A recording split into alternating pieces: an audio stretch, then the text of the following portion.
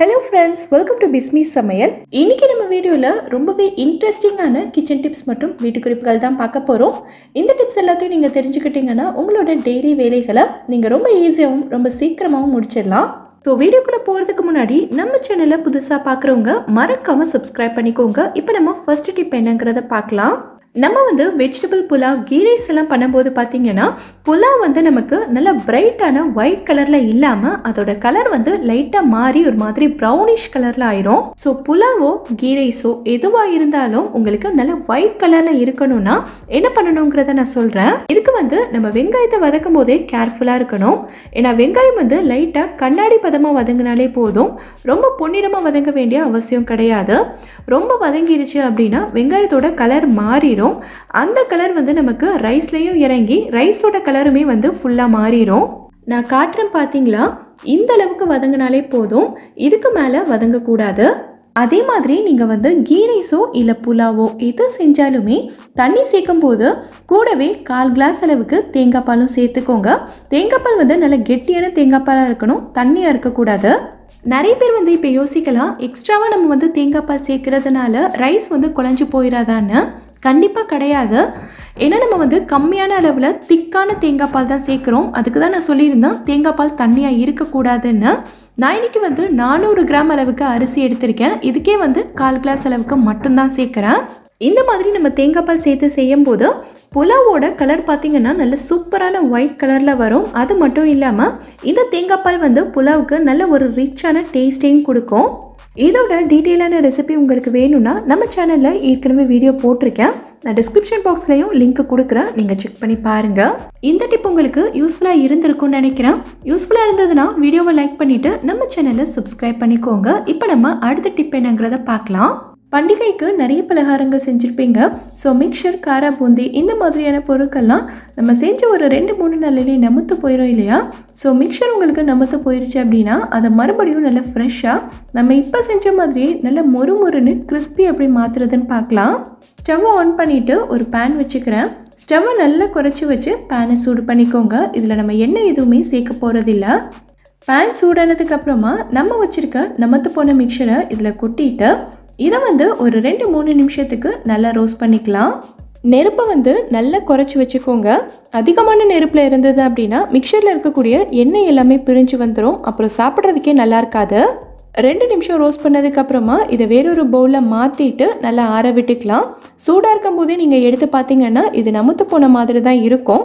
இது ஆறுனதுக்கப்புறமா தான் நல்ல கிறிஸ்பியாக வரும். ஆறுனதுக்கப்புறமா நான் எடுத்து காட்டுறேன் பாருங்கள் இவ்வளோ கிறிஸ்பியாக வந்திருக்குன்னு. இதையே நீங்கள் அவனில் கூட செய்யலாம். அவனில் யூஸ் பண்ணுறதுக்கு நான் இன்னைக்கு ஆடி எக்கோபி கூட குக்கிங் பேப்பர் ட்ரே தான் எடுத்திருக்கேன். இதில் நம்ம மிக்சரை டைரெக்டாக கொட்டிட்டு அப்படியே நம்ம எடுத்து அவனில் வச்சு ஒரு 50 செகண்ட்லேருந்து 1 மினிட் வரைக்கும் ஹீட் பண்ணிக்கலாம்.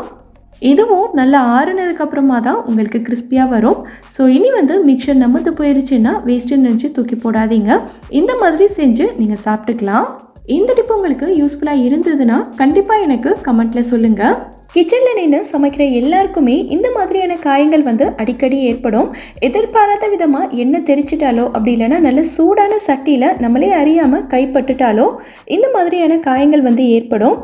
இது சீக்கிரமாக ஆறுறதுக்கும் இந்த இடத்துல காயப்பட்ட தழும்பே இருக்கக்கூடாதுன்னா நம்ம என்ன பண்ணணுங்கிறத பார்க்கலாம். எண்ணெய் தெரிச்சிருச்சு இல்லை சூடு பட்டுருச்சுன்னா டக்குன்னு உடனேவே நீங்கள் டேப் வாட்டரை நல்லா ஃபுல்லாக திருவி விட்டுட்டு அந்த தண்ணியில் கையை வச்சிடணும். லைட்டாக எண்ணெய் தெரிச்சிருந்தாலும் அதிகமான எரிச்சல் இருக்கும். ஸோ இந்த மாதிரி நம்ம தண்ணியில் காட்டும் போது எரிச்சலும் குறையும். அதே மாதிரி சூடு ஆழமாக உள்ளே போகிறத நம்ம கம்மி பண்ணிக்கலாம். அடுத்து ஒரு துணி வச்சு தண்ணியை மட்டும் லைட்டாக ஒத்தி எடுத்துட்டு அதுக்கப்புறமா நம்ம டூத் பேஸ்ட் போட்டுக்கலாம். இது நேத்துப்பட்ட காயம். ஸோ நான் அப்போவே டூத் பேஸ்ட் எல்லாம் ஃபுல்லாக அப்ளை பண்ணிட்டேன். உடனேவே நம்ம டூத் பேஸ்ட் போடும்போது இதில் கொப்பளங்கள் வராமல் இருக்கும். அடுத்து இந்த காயம் சீக்கிரமாக ஆறுறதுக்கும் இதில் இருக்கக்கூடிய தழும்பு சீக்கிரமாக மறைகிறதுக்கும் நம்ம யூஸ் பண்ண போகிறது பார்த்திங்கன்னா வாஸ்லின் தான். காயமெல்லாம் நல்லா ஆறி தழும்பு மட்டும் இருக்கும் இல்லையா? ஸோ அந்த டைமில் நம்ம வாஸ்லினை கொஞ்சமாக எடுத்து அப்ளை பண்ணிக்கலாம். இந்த மாதிரி நம்ம அடிக்கடி செய்யும்போது இந்த தழும்பு உங்களுக்கு சீக்கிரமாகவே மறைஞ்சிரும். ரெகுலராக அப்ளை பண்ணும்போது இந்த இடத்துல காயம் பட்ட தடமே இல்லாத அளவுக்கு உங்கள் ஸ்கின் நல்லா கிளியராக இருக்கும். கண்டிப்பாக ட்ரை பண்ணி பாருங்கள். இப்போ நம்ம அடுத்த டிப் என்னங்கிறத பார்க்கலாம். வீட்டில் இருக்கிற குழந்தைங்க பார்த்தீங்கன்னா பெயிண்டிங் பண்ணுறேன் கலரிங் பண்ணுறேன்னு சொல்லிட்டு வீட்டில் இந்த மாதிரி தரை செவரு எல்லா இடத்துலையுமே பெயிண்ட் பண்ணி வச்சுருவாங்க. இது வந்து கிளாஸ் பெயிண்டிங். பசங்க பண்ணிகிட்டு இருக்கும்போது ஃபுல்லாக கீழே கொட்டிருச்சு.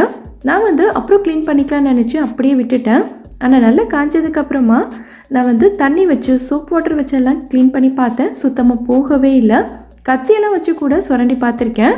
நிறைய பொருட்கள் வச்சு ட்ரை பண்ணிவிட்டு கடைசியாக நான் யூஸ் பண்ணது பார்த்தீங்கன்னா இந்த சானிடைசர் தான். அப்படியே ஒரு மேஜிக் மாதிரி க்ளீன் பண்ணி கொடுத்துச்சு. இந்த சானிடைசரை இது மேலே கொஞ்சமாக ஊற்றிட்டு இதை வந்து அப்படியே ஒரு 2-3 நிமிஷத்துக்கு ஊற விட்டுட்டேன். அடுத்து சின்னதாக ஒரு வேஸ்டான துணி எடுத்துட்டு இதை வந்து லைட்டாக நீங்கள் துடைச்சாலே போதும். அழுத்தி துடைக்கணுங்கிற அவசியம் கூட கிடையாது. அப்படியே ஃபுல்லாக க்ளீன் ஆகிடும். இந்த இடம் ஃபுல்லாகவே கொட்டியிருந்தது. நான் சானிடைசர் வச்சு தான் க்ளீன் பண்ணேன். இதுக்கு மட்டும் இல்லை, இது வந்து செவத்தில் கலர் பென்சில் ஸ்கெட்செல்லாம் வச்சு எழுதியிருப்பாங்க தெரியுமா, அதுக்குமே சூப்பராக ஒர்க் அவுட் ஆகும். நீங்கள் கண்டிப்பாக ட்ரை பண்ணி பாருங்கள்.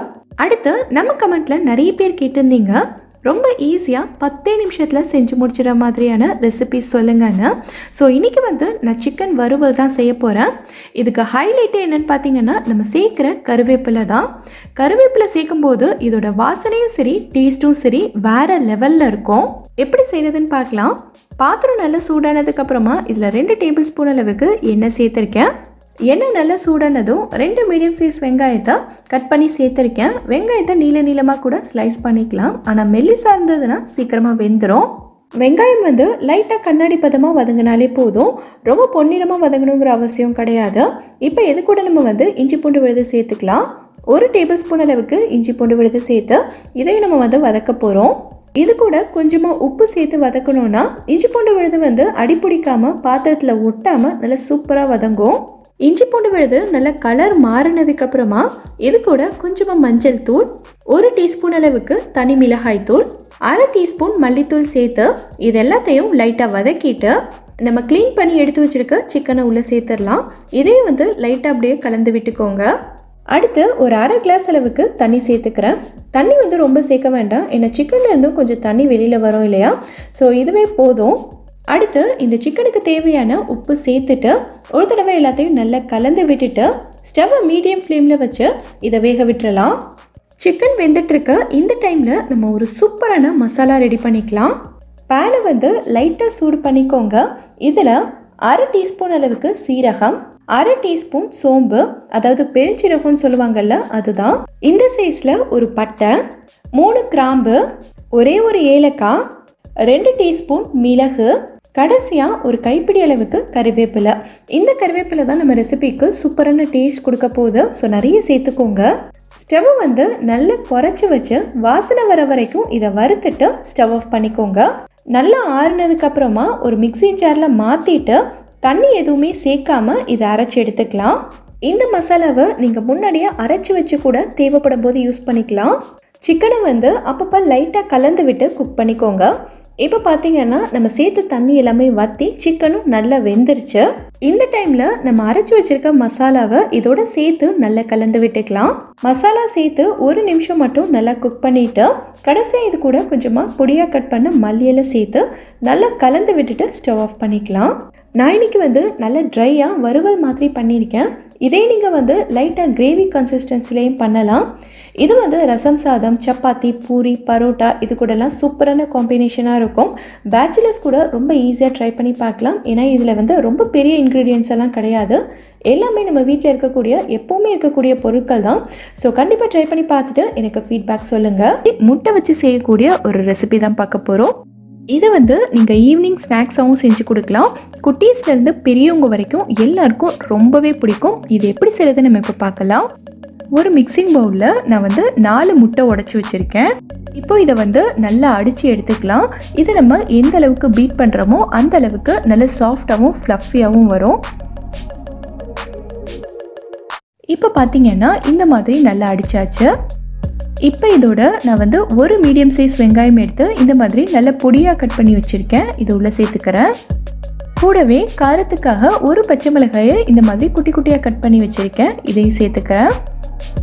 அப்புறம் கொஞ்சமாக கேப்சிகம் கட் பண்ணி வச்சுருக்கேன். இதையும் சேர்த்துக்கிறேன். இது கூடவே கொஞ்சமாக பொடியாக கட் பண்ண தக்காளி, 1/4 டீஸ்பூன் அளவுக்கு மஞ்சள் தூள், அப்புறம் 1/2 டீஸ்பூன் அளவுக்கு மிளகாய் தூள், கூடவே அரை டீஸ்பூன் அளவுக்கு பெப்பர் பவுடர், அப்புறம் இது எல்லாத்துக்கும் தேவையான அளவுக்கு உப்பு சேர்த்துக்கலாம்.